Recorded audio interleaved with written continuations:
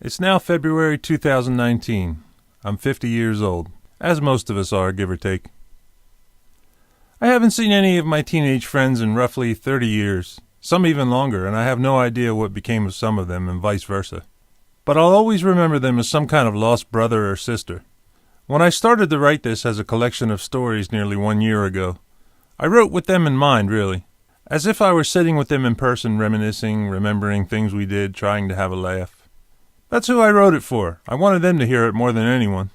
It might take some years, but it'll probably make its way around. Why an audiobook?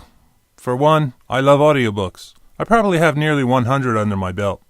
My favorites are of artists and entertainers from the 80s that tell their stories.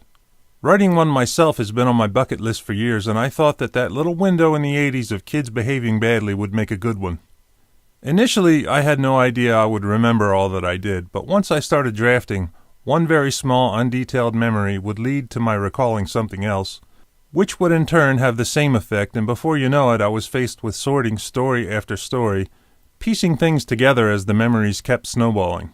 All in all, it turned out to be something like throwing a stack of newspapers into the wind. I think that's pretty evident, being it's a collection of stories rather than being sorted into chronological order. Even though it's a relatively short audiobook compared to a lot of them being 6, 10, 12 hours long, it took me about a year to write in my spare time and was a ton of work and time, recording and editing. All in all, if anyone ever thought about writing a book about their childhood or otherwise, I would recommend doing so.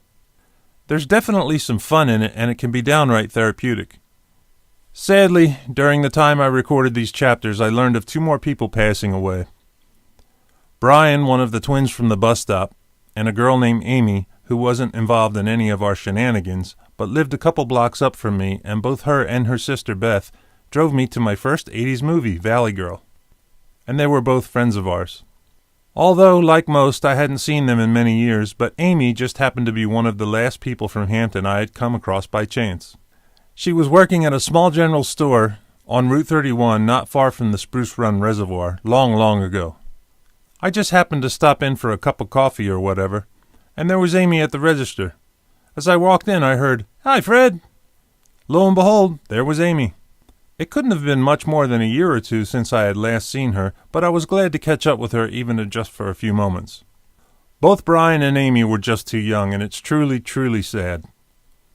My thoughts and prayers go out to both their families. Hampton is probably a nice place to live. As a teen, I cursed the place as if it were a hell trap I may never break out of, but that would have been the same story for me in any small town at that age.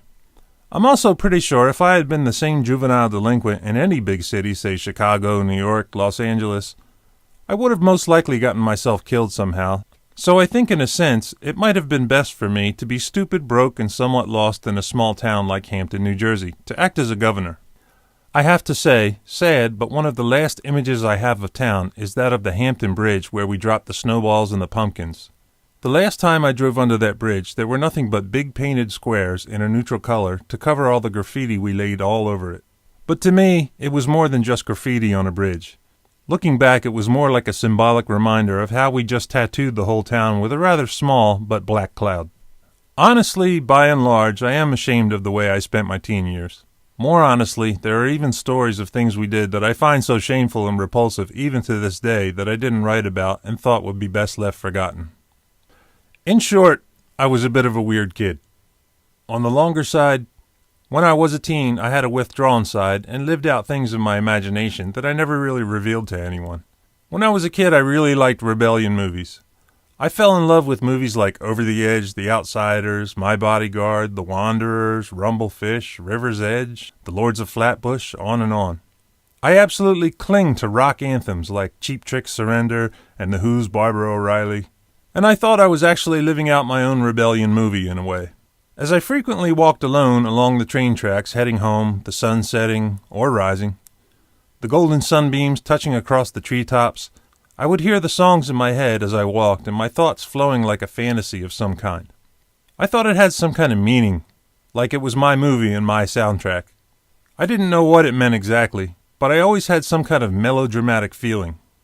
Like in my imagination, I was being captured on film in a low-budget rebellion movie. I don't know if anyone would have understood if I did try and share it with them, because it was kind of weird, and I'm not so sure that a smarter kid would imagine themselves living in a fantasy like that. I mean, after all, show me a reasonably smart kid who thinks the more trouble you get in, the cooler you are. The whole notion, I suppose, could be referred to as back-asswards. But strangely enough, as if by magic, on my long walk home from Stride, the alternative school, there was a triangular folded note lying on the shoulder of the highway as if someone may have discarded it out of the Voorhees school bus window. When I saw it, I picked it up, opened it, and it read, "Hey, I found out what you were talking about the other day when I was on my way home and had the overwhelming feeling I was forgetting something at school, and that I should go back. I couldn't put my finger on it. I never went back and felt like my life would be altered by forgetting all about it and going home. It was kind of like what you called movie-like. I get it now. See you tomorrow. Unsigned." It seemed like a 1 in a million chance that I would find that note, and I suppose I felt a connection somehow to someone I would never meet. Things like that can seem deep and meaningful to a lost kid. Nonetheless, it was an interesting occurrence. When I think back, there is one thing that I can't help but wonder. How things would have been so very radically different if the internet, particularly YouTube, had been born in the 80s, mostly in regard to Boober and I. I'm more than certain we would have had been dedicated to music in a very different way. That something much more would have manifested, and we would have developed into something much more, having a vehicle to immerse ourselves into, besides learning to play our instruments better in a room, being our own audience. But sadly, there wasn't, and we'll never know. As for me, life turned out just fine. I live rather modestly and split my time between the Arizona desert, completely off-grid, and the Ozarks in Missouri. I have a few wrinkles and a lot less hair. I'm a bit of a recluse and a loner. My home in Arizona is pretty close to Las Vegas, but I never go. I still play the guitar from time to time. I live alone with my 2 dogs, who I guess when your kids are grown, it seems the dogs or whatever pets you may have become your new kids. Most who knew me when I was a kid probably would have assumed I would either turn out to be a rock star or some kind of jailbird. Well, it was neither. I was married soon after I left Hampton. My 2 sons were born, and in hindsight, it's as clear as day. It gave me identity. I was a father and no longer adrift. For the first time ever, something was so important to me, it altered my entire state of being. Everything I ever did from there on was for them to be proud of me, and I wanted them to have a great father, so I did my best. From that point on, lo and behold, I was no longer a teenage delinquent.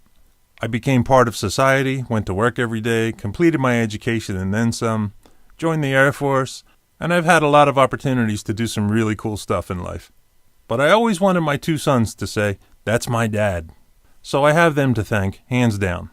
Now in their mid-20s, I'm just now trying to adjust to the idea of them not quite needing me so much, or not at all, really. And it's enough to send you into parental crisis. I'm certain there's plenty of us who can relate to that. I was divorced about 11 years ago after 22 years of marriage.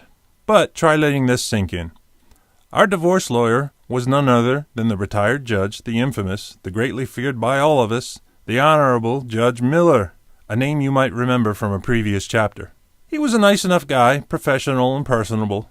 When I first met him, I reminded him of our little misbehaved bunch from the 80s. He said he remembered me and a couple of others, and actually asked me how Conrad was doing as an adult, who I think may have been Judge Miller who sent Conrad up the river all those years ago.